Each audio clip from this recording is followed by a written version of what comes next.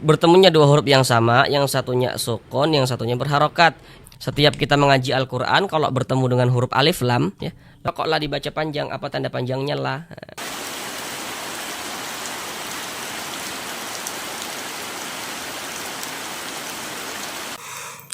Assalamualaikum warahmatullahi wabarakatuh. Di sini kami akan berupaya untuk membantu saudara semuanya, baik bapak dan ibu yang lansia maupun saudara yang masih muda, yang kiranya membaca Al-Qur'annya masih belum lancar ataupun sudah lancar tapi belum paham tajwid sehingga tidak percaya diri ketika membaca Al-Qur'an. Maka di sini kami akan membantu saudara semuanya.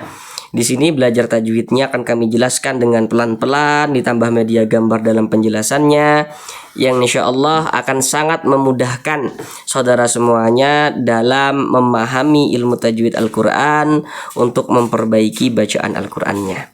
Baik, mari langsung saja kita mulai belajar mengaji Al-Quran kita. Kita lanjutkan kembali belajar mengaji Al-Quran kita. Sekarang ini kita masuk pada surah Yasin ayat yang ke-68. Sebelumnya telah kita bahas ayat yang ke-67. Sekarang kita masuk pada surah Yasin ayat yang ke-68. Sekarang mari kita baca bersama-sama dengan pelan-pelan. Nah, setelah itu baru sama-sama kita nanti pelajari. Nah, kita uraikan tajwidnya dengan pelan-pelan. Bismillahirrahmanirrahim. Wa man nu'ammirhu nunakkishu fil khalq afala ya'qilun.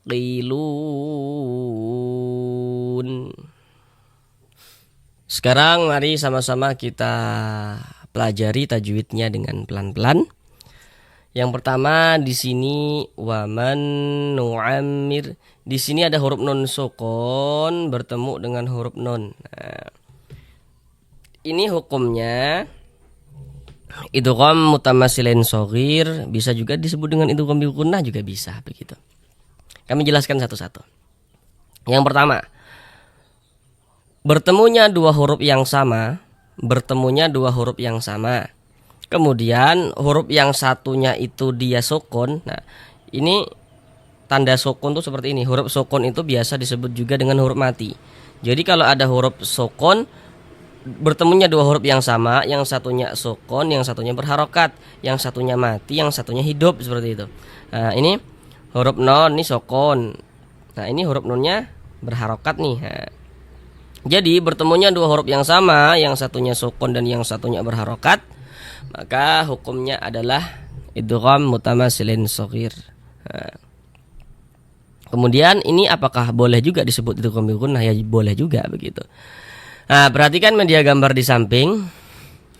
Kalau ada huruf nun sukun atau tanwin bertemu dengan salah satu daripada empat huruf yang di samping itu, maka hukumnya adalah idgham bi gunnah. Huruf nun termasuk huruf idgham bi gunnah kan? Nah, maka nun sukun bertemu dengan huruf nun juga bisa dikatakan hukumnya idgham bi gunnah. Nah, cara membacanya itu dengan cara memasukkan kemudian disertai dengan gunnah. Nah, jadi yang dimasukkan itu apanya? Bunyi nun sukunnya ini dimasukkan ke huruf nun yang berharokat ini. Nah, biasanya itu yang masih belum lancar membaca Al-Quran, nah itu biasanya yang masih suka bingung tuh. Nah, akan berpikir seperti ini. Ini hurufnya ada dua, tapi kok bacanya cuma satu tadi ya, waman nu'ammir. Padahal kan hurufnya ada dua, huruf nunnya nih gitu kan. Karena ini idgham. Jadi huruf yang ini nih, huruf nun sukunnya ini dia masuk melebur ke huruf nun yang ini, ke huruf nun yang berharokat ini. Jadi huruf nun sukunnya ini dia ada, nah, tapi seolah-olah tidak dianggap begitu. Nah, tidak ada seolah-olah gitu, tapi ada karena dia masuk melebur ke sini. Makanya kita baca waman.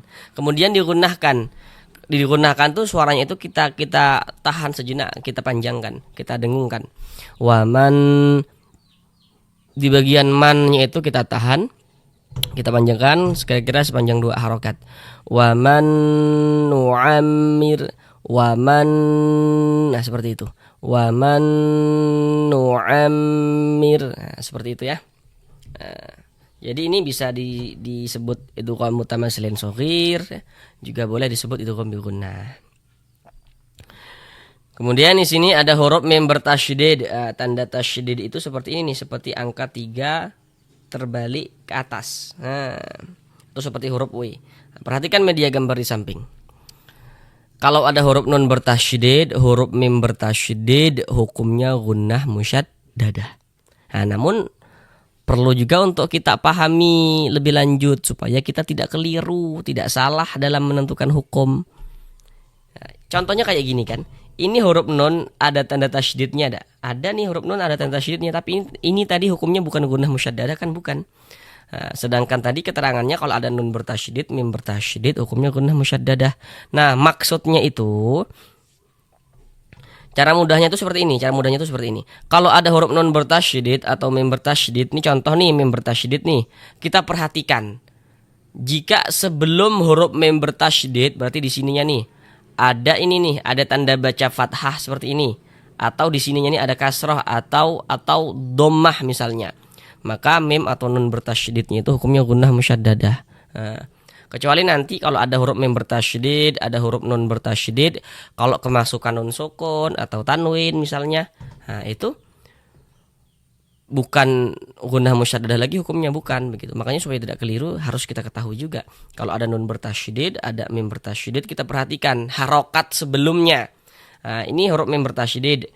Kita perhatikan tanda baca sebelum mim bertasydid, kita perhatikan. Nah, kalau di sininya ini kan nih tanda baca fathah atau kasroh atau dhammah. Nah, cuman di sini yang kita temui fathah nih. Nah, berarti di sini mim bertasydid ini gunnah musyaddadah. Karena dia gunnah, cara membacanya itu digunnahkan itu ya didengungkan. Jadi suaranya itu kita tahan, kita panjangkan sejenak. Nu'am, di bagian nu'amnya itu yang kita tahan, kita panjangkan sejenak. Nu'ammir.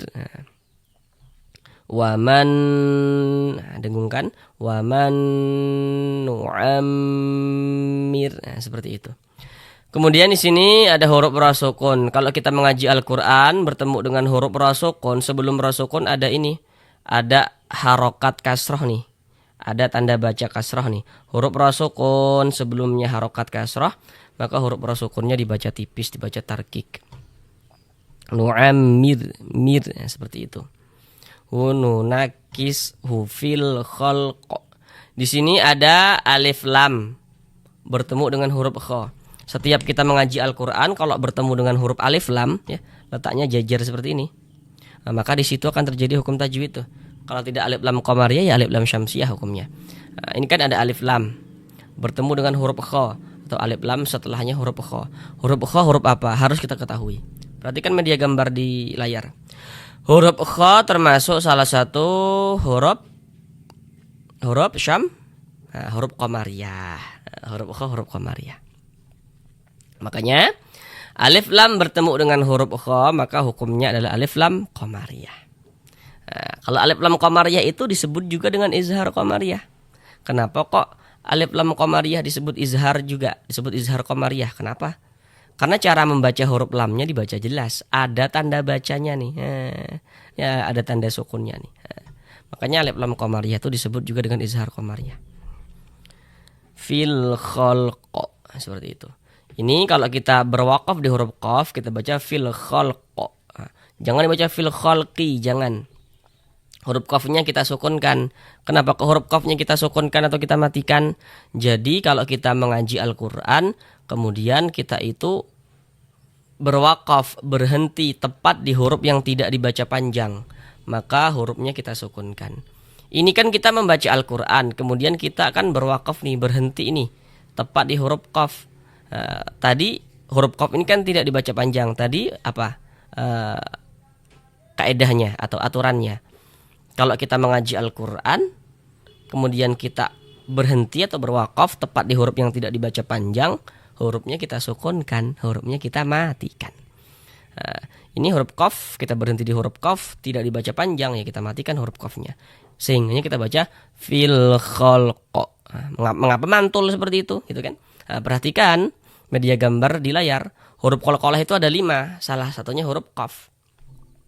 Jadi huruf-huruf qalqalah itu kalau dia sukun atau sukun sebab kita sukunkan atau mati sebab kita matikan, maka kita pantulkan. Nah, ini kan huruf qafnya tadi ini kan sukun sebab kita sukunkan atau mati sebab kita matikan. Karena tadi kita berwakaf tepat di huruf yang tidak dibaca panjang. Nah, sehingga ini kita pantulkan fil khalq. Dan ini masuk pada qalqalah kubra, qalqalah besar. Nah, jadi kalau kita membaca Al-Qur'an kemudian kita itu berhenti atau berwakaf tepat di huruf qalqalah, maka itu qalqalah kubra tuh. Nah, ini kita membaca Al-Qur'an nih. Kemudian kita berhenti nih, berwakaf nih, kita tepat di huruf qalqalah nih. Huruf qaf kan huruf qalqalah nih. Maka qalqalah kubra atau qalqalah besar. Kemudian di sini ada tanda waqaf, bentuknya itu qaf dengan lam yang bermakna al-waqfu aula. Jadi maksudnya itu berwakaf lebih utama. Jadi kalau menemukan tanda wakaf seperti ini, maka lebih utamanya itu kita berwakaf dulu. Berwakaf dulu kita, ambil napas, baru lanjutkan lagi bacanya. Itu lebih utama.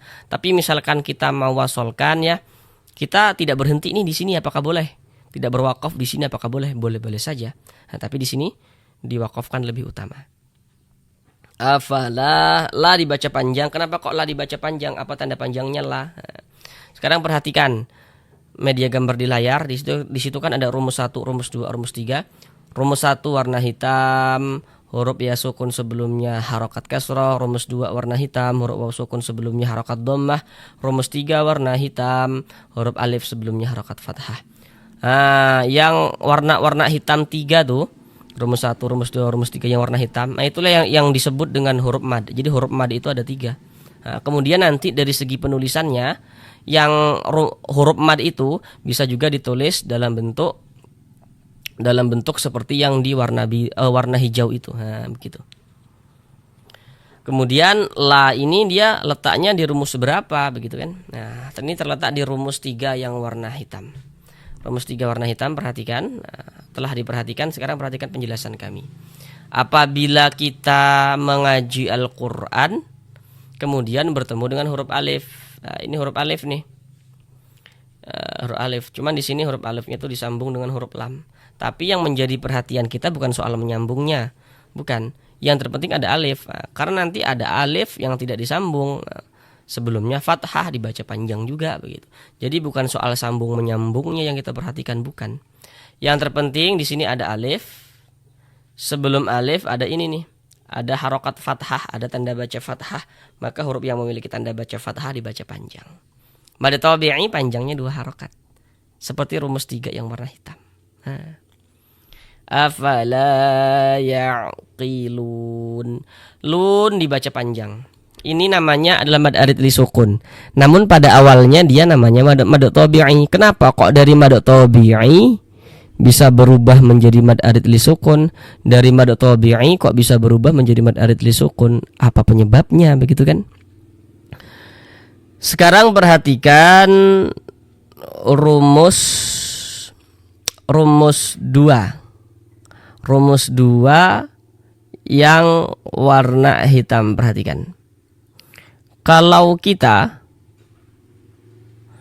mengaji Al-Qur'an, apabila bertemu dengan huruf waw sukun, ada huruf waw, ada tanda sukun, ini waw sukun. Sebelum waw sukun ada harokat dhammah, maka huruf yang memiliki harokat dhammah ini dibaca panjang. Sehingga lu dibaca panjang. Nah, pada awalnya namanya mad tabi'i.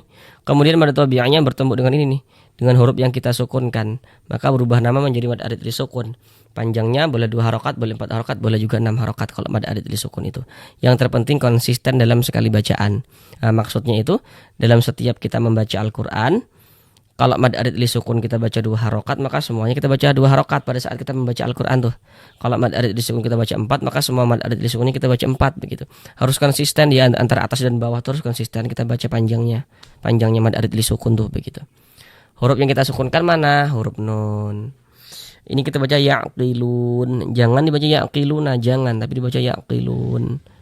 Kenapa kok huruf nun kita sukunkan? Nah, tadi di atas sudah detail kami jelaskan. Kalau berhenti atau berwakaf tepat di huruf yang tidak dibaca panjang, hurufnya kita sukunkan. Ini kan kita berwakaf nih, berhenti kita tepat di huruf nun. Huruf nun kan tidak dibaca panjang. Karena berwakaf di huruf yang tidak dibaca panjang, ya hurufnya kita sukunkan seperti itu. Sekarang mari sama-sama kita ulang bersama-sama sekali lagi dari awal. Wa man nu'ammirhu